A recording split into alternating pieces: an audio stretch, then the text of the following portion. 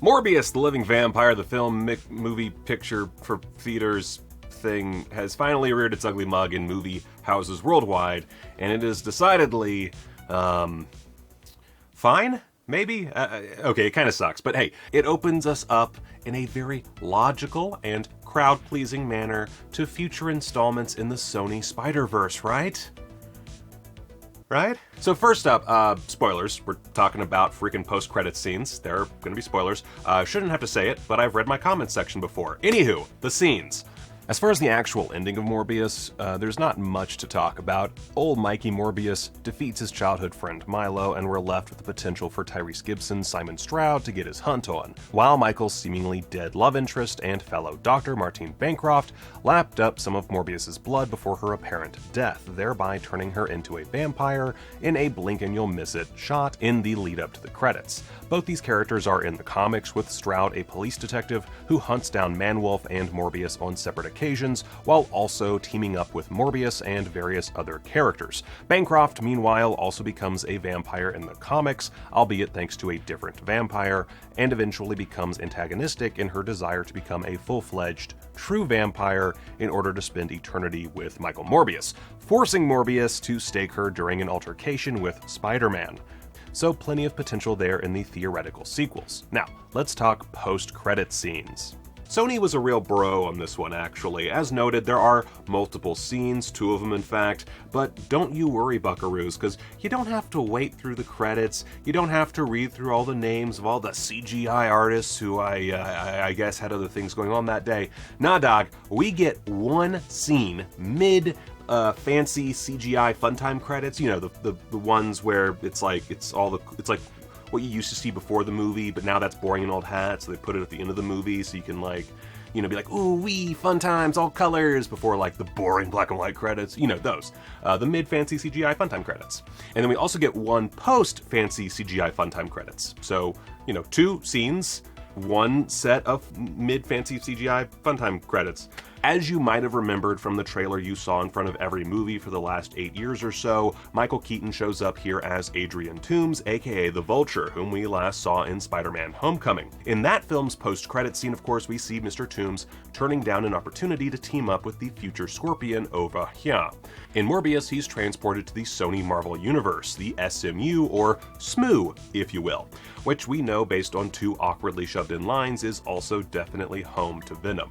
We haven't had anything this good since that thing in San Francisco. And yes, I did forget what Sony calls their universe, and I don't care to look it up. The method of Toomes' transportation is, of course, the tear in the universe seen in Spider-Man No Way Home. Toomes is brought in from the prison he's staying in the MCU and placed in the prison in New York that Morbius was placed in himself for a short period during the film's second act. Keaton quips that he hopes the food is better in this place. Nailed it, Mike. And we then see via the news that his mysterious appearance is baffling to everyone, and he's transported to get a new trial where he is seemingly then freed off screen.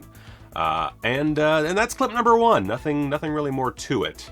Now, a lot of people have asked how Vulture wound up being transported like that. While the idea of Vulture just randomly showing up might seem, well, random, the reality is it actually kind of makes sense. After all, the spell cast by Doctor Strange, the full ramifications of which we might not even know until Multiverse of Madness drops, brought in villains who knew Peter Parker's identity, and also Electro. Yes, I know that there's an explanation for Electro knowing who Peter Parker is. I get it. I do. I just think it's stupid. So it could conceivably make sense that the spell, or more specifically the reversal of the spell, somehow sent Adrian Toomes from the MCU to the SMU. After all, he does know that Pete is Spider-Man. That's a big point in Homecoming, that he knows, but he won't tell Scorpion, or future Scorpion, Matt Gargan. But does he know that Pete's Spider-Man still? Did Strange's spell change that? We don't get a clear answer, so that's just going to remain to be seen. However, I get the feeling that Sony just kinda ignored the logic of the original spell, since with what we know, there's really no good reason for the spell to have sent Vulture to the Venomverse, or SMU, or whatever, completely negating my entire proposition that there actually was some sense to it. Man, I did not like this movie.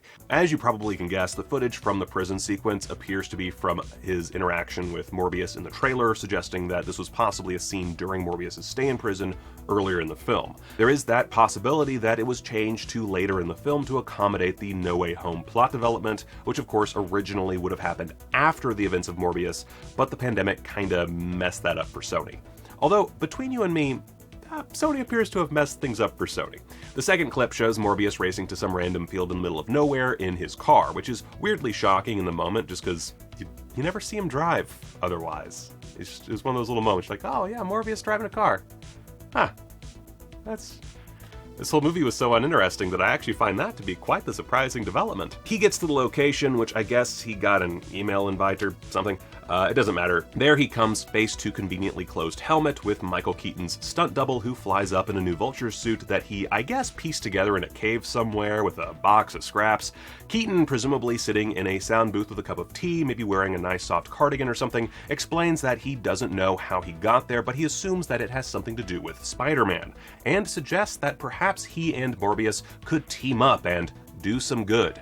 Morbius says that this is, intriguing and insane. That's it. That's it.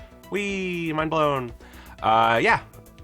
I feel like I'm back in the days of Amazing Spider-Man 2, where you were just like patiently waiting for that, what seemed like that inevitable Sinister Six movie that Sony is just always trying to get started. I guess if Morbius does well in spite of, let's call it a mixed critical reaction, then we could get that Sinister Six movie. They do have Kraven coming up, so, why not? I wish I had more to really talk about here, to explain, if you will, but yeah, Vulture shows up. It doesn't make much sense, and I'm pretty sure his entire role was rewritten and reshot because No Way Home made enough money to buy a literal planet.